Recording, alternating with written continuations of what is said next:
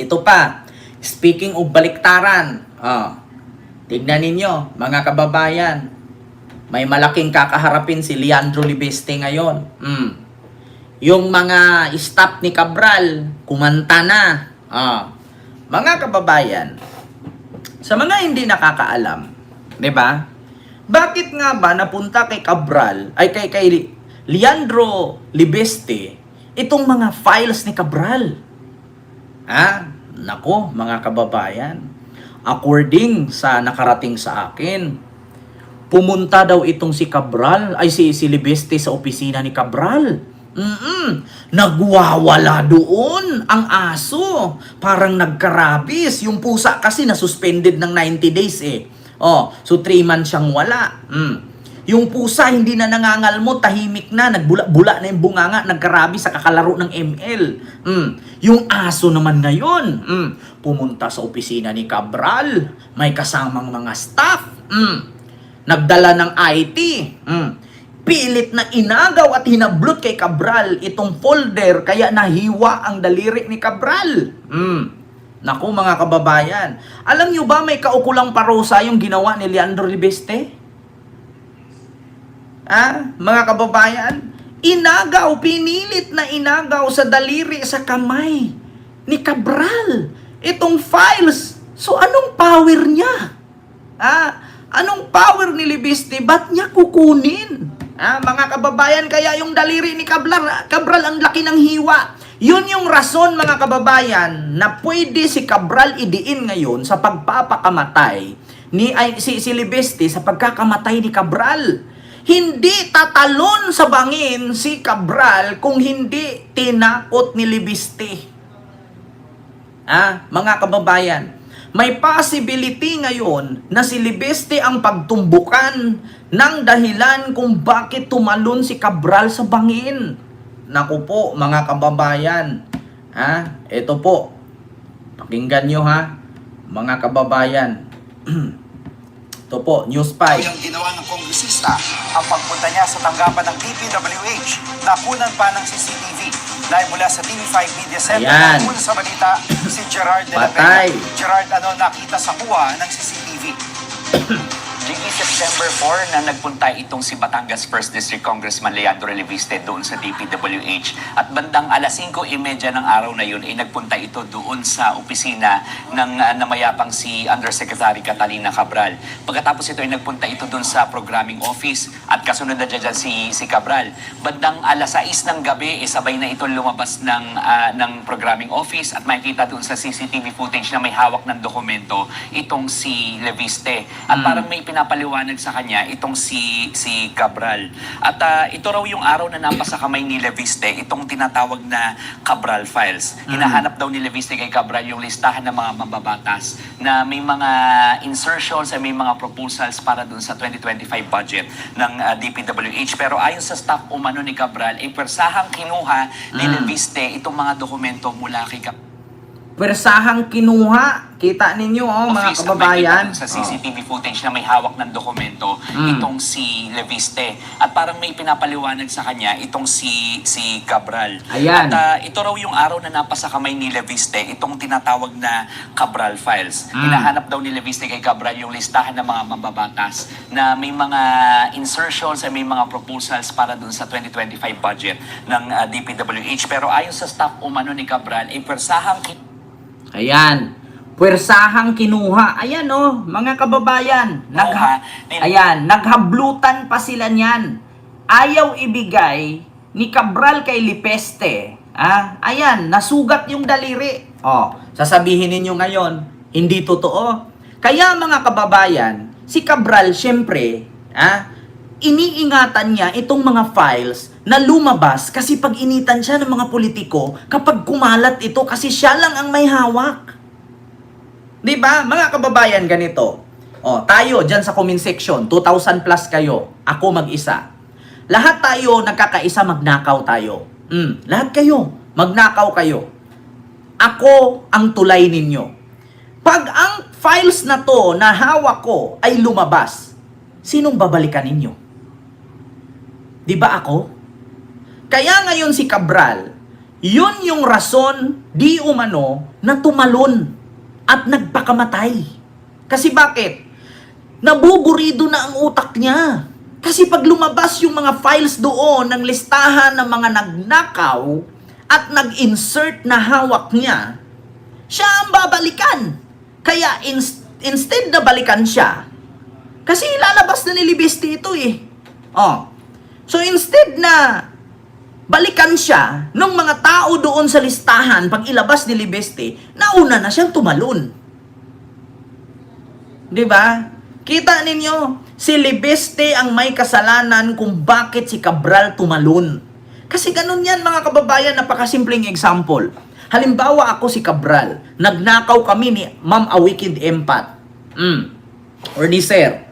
Yeah? Nagnakaw kami ni Sir Kenry at ni sino pa? Yung mga nandito sa comment section. Nagnakaw tayo. Nandito si Ma'am Etienne Blue, si Ma'am Dinita Umali, ayan, si Ma'am Patricia Agustin, nagnakaw kami. Tapos lahat ng resibo nila dadaan sa akin kasi sa 1,000 kukupitan ko 200. So may 800 sila bawat isa. So 200 ang kukunin ko. Ngayon, itong mga kasama kong nagnakaw, nagbanta sila sa akin, huwag mong ilabas yan kasi ikaw lang ang may kopya niyan. Pag lumabas yan, ikaw ang babalikan namin. Ang nangyari, mga kababayan, kinuha ni Leandro Libeste. May sugat ang daliri, kaya nagsalita itong mga staff ni Cabral. Si Cabral ngayon, nung lumabas itong kopya ng listahan ng mga nagnanakaw, naburido ang utak. Kasi bakit? Kapag ito lumabas sa media, isa-isang pangalan ito, babalikan ako nito. So, bago pa man balikan, na-stress ang lola nyo. Stress si Cabral. Hindi na alam kung anong gagawin. Kaya walang ibang naisip kung di tumalon sa bangin. Di ba? Inagawi. Sa pilitang hinablot. Gaganunan daw sila doon sa loob. May CCTV pa. Ang CCTV nakuha doon lang sa hallway. Pero yung mga staff ni Cabral makakapagsalita kung paano at anong ginawa ni Leandro Libeste doon sa opisina. Kinuha pa nga daw yung USB, isinaksak. Kinopya lahat ng hard drive. Kinopya lahat. Nasa USB. Kinopya. Nagdala pa daw itong si Libeste ng IT. Or parang magaling sa computer. Kinopya lahat. Nilagay sa USB. Bukod dun sa files na nakatago. May kinuha siya doon na year 2022, 2023. Panahon ni Digong. Kinuha niya ilang files lang yun doon. Pero hindi lahat. Merong uunting files lang. Kaya nga minsan yung mga pinapakita niya patay na eh. Kasi yung mga old files yon, yung bago, mula 2022 hanggang 2025, hindi niya nakukuha. 24 lang. Diba? Kaya ang may rason kung bakit tumalon itong si Cabral, si Leandro. Na-stress, natakot kasi si Cabral na kapag lumabas yung pangalan ni Pulong, balikan siya ni Pulong. Pag lumabas yung pangalan ni E.S. Bersamin, balikan siya ni Bersamin. Pag lumabas itong pangalan ni Philip Laude na ka-joint account ni Ed Vecchiap, balikan siya ngayon itong mga to. Kaya ang sa isip niya, wala din naman, baka ipapatay ako, ipabaril ako dito, tumalo na lang ako. Kaya doon niya tinuldukan ang buhay niya. Dahil sa stress at takot na baka pag ilabas ni Libeste ito, 'di ba? Yun ang mangyayari, mga kababayan. Libeste, itong mga dokumento mula kay Cabral. Kaya kung makita natin dun sa mga letratong inilabas ng DPWH, makita natin may sugat yung kamay ni Cabral dahil dito. Duguan pangaraw yung damit ni Cabral dahil sa paper cut. Jiggy. At Gerard, ano naging reaction ni Congressman Libiste dito sa sinasabing illegal na pagkakakuha niya ng mga dokumento? Patay! Jiggy, naglabas ng isang statement itong si Libiste at talagang itinatanggi niyang illegal niyang nakuha itong mga dokumento itatanggi na sugat si mula Cabral. sa DPWH. At sinasabi rin niya na nagpapasalamat pa siya sa ahensya dahil nakumpirmang totoo yung mga hawak niyang dokumento na may basbas pangaraw ni Public Works Secretary Vince Dizon. At dagdag ni Libiste, kaduda-duda yung timing ng paglalabas ng DPWH itong mga CCTV footage at mga litrato at lalong mas kaduda-duda raw na parang may doubts o may parang parang alinlangan ang DPWH na ilabas yung nilalaman ng mga dokumentong ito. Ang sabi naman ni Palace Press Officer Undersecretary Claire Castro, dapat daw maimbestigahan pa rin kung paano napasa kamay ni Leviste itong tinatawag Ayan. na Cabral Files. Pakinggan natin yung bahagi ng panayam ni Yusek Claire Castro. Ayan yun mga kababayan, ang isa sa mga katanungan ngayon, ano bang kapangyarihan at ano bang rights ni Libeste na kunin niya itong files ni Cabral?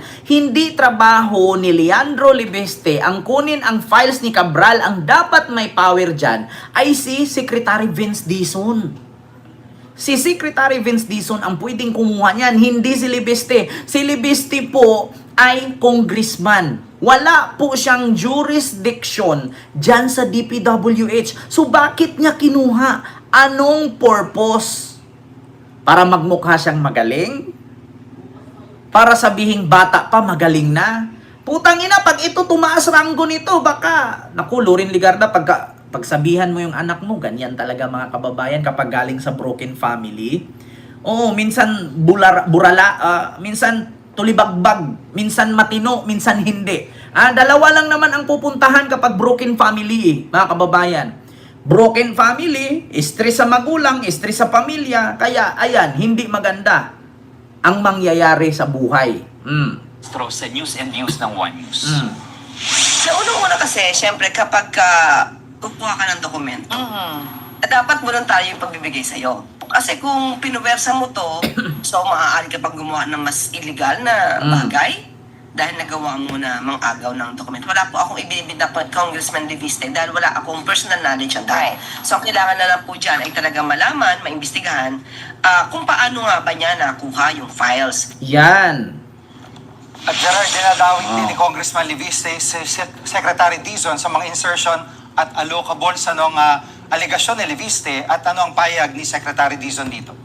Ito pa, dinadawit pa ni Libeste si Secretary Vince Dizon sa mga allocable daw, yung ORPIDAP or insertion. Paano nagkaroon ng insertion si Vince Dizon? Bago lang naman siya tinalaga ni PBBM nung pagkaupo pa lang ni Bunuan. So paano masali dito si Vince Dizon sa insertion? Hindi pa miyembro ng gabinete si Vince Dizon noong pinalitan ni PBBM si Bunuan. Tapos na ang insertion at that time, tapos na ang gaan noong 2024, 2025. Wala pa nga 3 buwan si Vince Dizon naging secretary ng DPWH So paano mangyari na dawit sa insertion, di ba? Kita nyo mga kababayan, dapat talaga managot si Libiste dito. Mga kababayan, si Raulo, no? Yung si Kiko Barsaga, miyaw ng miyaw, utak pusa. Ito naman si Leandro, tahol ng tahol, utak aso. Anong nangyayari sa kabataan ngayon?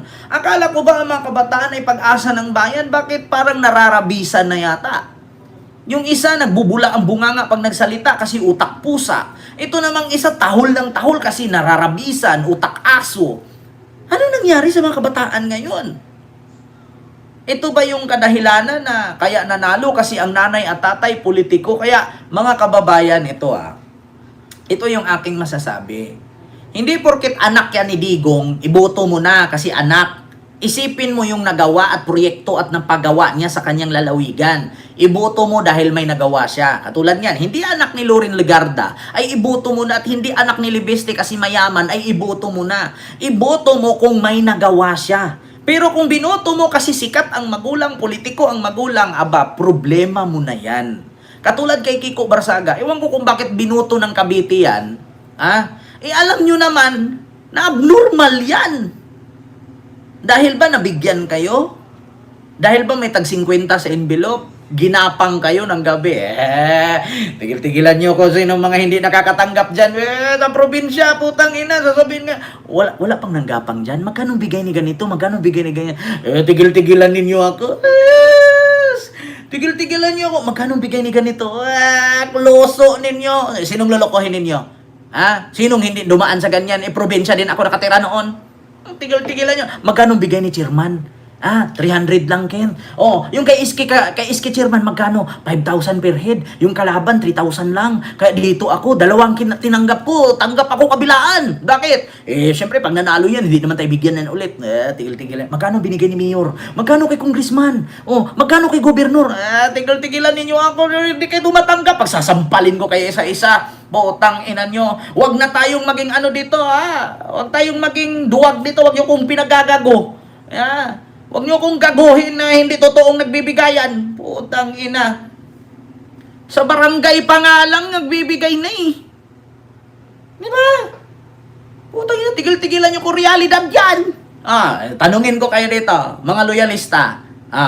Sabihin niyo sa akin, wala kayong natatanggap. Tigil-tigilan nyo nga ako. Magugulat ka nga si Purok Chairman.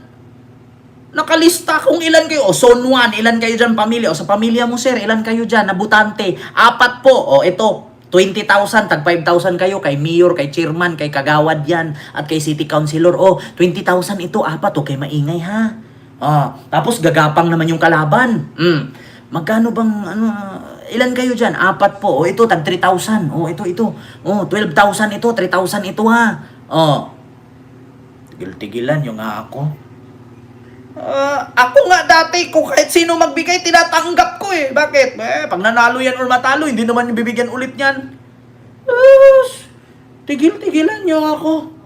Tapos pag 5 na lang kayong botante, hindi nakaboto, gagapangin ka pa dun sa, presinto. Sa akin ka na. Bakit? 5 na lang, hindi ka, mamaya.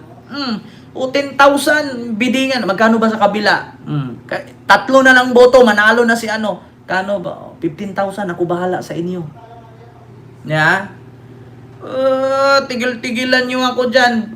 Mga DDS, aminin nyo yan. Rally-rally pa nga kayo dyan. Sumasama-sama na nga kayo dyan sa rally. May tag 500 nga kayo. Nagreklamo nga kayo nung nakaraan. Imbis na 500, 200 na lang nabigay. Kaya hindi na kayo sumama pangalawa. Tigil-tigilan nyo ako. Kaya isa yan sa rason na mali nating mga butante. Hindi nagbigay ng 3 pirasong spam at 5 kilong bigas ay iboto mo na si Sam Bersosa. Hindi porket nagbigay ng libreng dilata at grocery, iboto mo na si Hani Lacuna. Tigilan nyo nga ako. Di ba?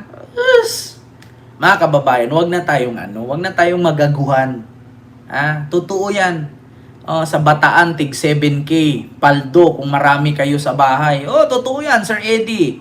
Diba? Sana all spam at grocery package. Aso at pusa pala, pwede iboto. Happy New Year po sa inyong lahat. At kaya nagkaisa multipurpose. Diba, Ken? Di lahat ng chairman bigay, lahat ng politiko. Diba? Hindi naman lahat. Pero, ito I will tell you frankly. Papasok ka sa politika, wala kang pera, do you think manalo ka? Wala nang ganun ngayon.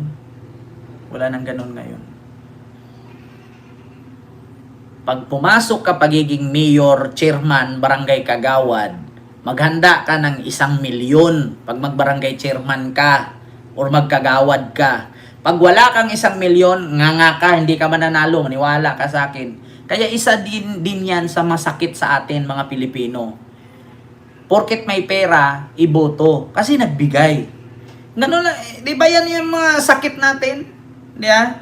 Iboto. Bakit? Nagbigay yan, boto mo. Sino yung hindi nagbigay? Hindi ko iboto, walang bigay eh. Di ba? Yan yung lagi. Diyos ko, dati nakatira ako sa Santa Mesa, ang daming marites dyan. Putang inang yung mga marites sa Santa Mesa. Wala akong pinangalanan, huwag kayo masaktan. Pero ang dami niyan. Bawat kanto dyan, barangay eh. Bakit? Kanong bigay ni ganito? 2.5. Si hindi nga ako pinansin. Hindi ko iboto yan. Nung nanalo, sabay-sabay nga. Tapos pag tinanong, chairman, nanalo ka na. Bakit? Wala kang proyekto. Hindi ba binigyan ko na kayo ng eleksyon? Wala ka nang masingil. Bakit? Binigyan ka ni. Sabi ni Ma'am R. Villegas, bakit Ken si Mayor Vico nanalo walang bigay? Sabi ko, ma'am, ganito yan. Imposibleng si Vico Soto tumakbo yan, walang perang gamit. Siyempre, anong ipakain niya doon sa mga cheerleaders niya? Oh, sa mga musician, sa convoy, sa mga staff. Kailangan talaga may gastos, mga kababayan. Hindi ko naman sinabing namili siya ng boto, pero kailangan niyang gumastos. Ganun yun. Oh. Sabotable na yun kung may aabot ka or hindi. May pondo talaga. Mahirap kasi ngayon mga kababayan, tumakbo ka walang pera, hindi ka talaga mananalo. Sige nga, try mong tumakbo na puro lang voluntaryo, supporter mo, walang ganun. Pag voluntaryo lang ang supporter mo, walang ganun. Kailangan yung mga supporter mo, pakainin mo yan, budgetan mo yan, ito yung sahod nila. Yan yung nagbibitbit ng speaker mo, nagbibitbit ng microphone, nagbibitbit pa ng tubig. May driver ka pa. Yung nag-aabot ng mga t-shirt. Yeah? Yung uncle ko humiram ng 50K. Di ba? Ganun yan, mga kababayan. Ganun yun. Ibig kong sabihin, hindi ko sinabi na hindi ko sinabing namimigay sila, pero napaka-imposible, no? Sabi dito, tahimik ka na, walang kwenta ang vlog mo. Kung walang kwenta ang vlog ko, so ano ka pa? Yeah? GCB o JuicyB? Kung walang kwenta ang vlog ko, ang taong nagsabi na walang kwenta ang vlog ko, yan yung taong bobo na natamaan sa mga sinasabi ko. Ganun yan. Yeah? Alam nyo, maiinis kayo kapag manood kayo dito sa live ko. Bakit? Natatamaan kayo eh. Kung hindi mo gusto rin lumayas ka, hindi ka kawalan.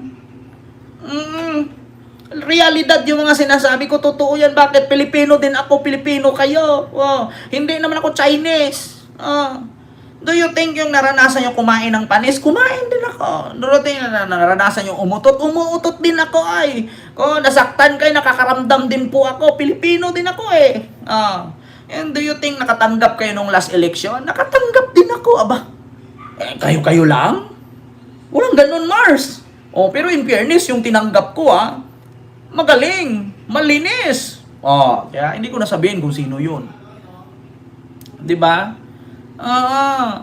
Diyos ko, realidad na yan ngayon. Sabi nga ni Biko, yung mga tao na nagbibigay at gumastos ng milyon-milyon, babawiin nila yan pag nanalo sila. Paano si Diskaya? Natalo. Natalo, walang nabawi. Siya pang binawian, nakulong pa. Di ba? So yun lang, mga kababayan.